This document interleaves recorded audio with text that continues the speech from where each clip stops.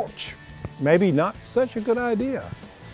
They say an eco-friendly house can't be built in 150 days for $150,000, and I say it can. I'm Alan Smith. Join me as I push the limits with time, budget, and creativity with the Garden Home Challenge, exclusively on eHow Home.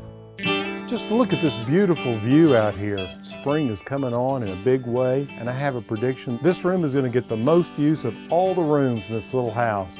This is our outdoor living room, and we finally have walls.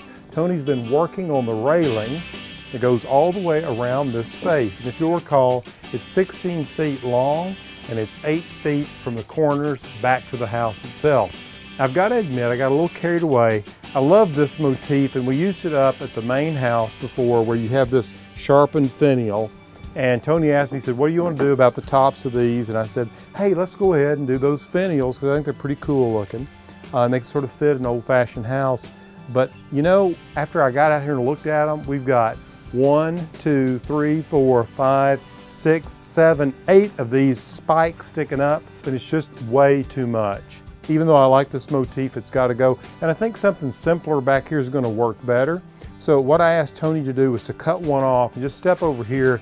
You can see the difference.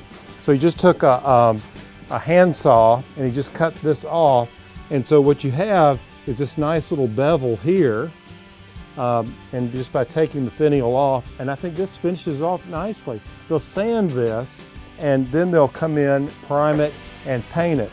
But I just want to point out a couple of details about the railing itself. We used a 2x4 here, and he routed the edges to give it kind of a smooth handrail feel. We used a 2x4 here, and then a 2x6 at the base.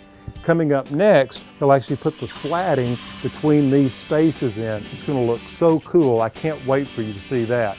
Hey, if you're enjoying following the progress of the house, check in regularly, tell a friend about it, and subscribe to eHow Home.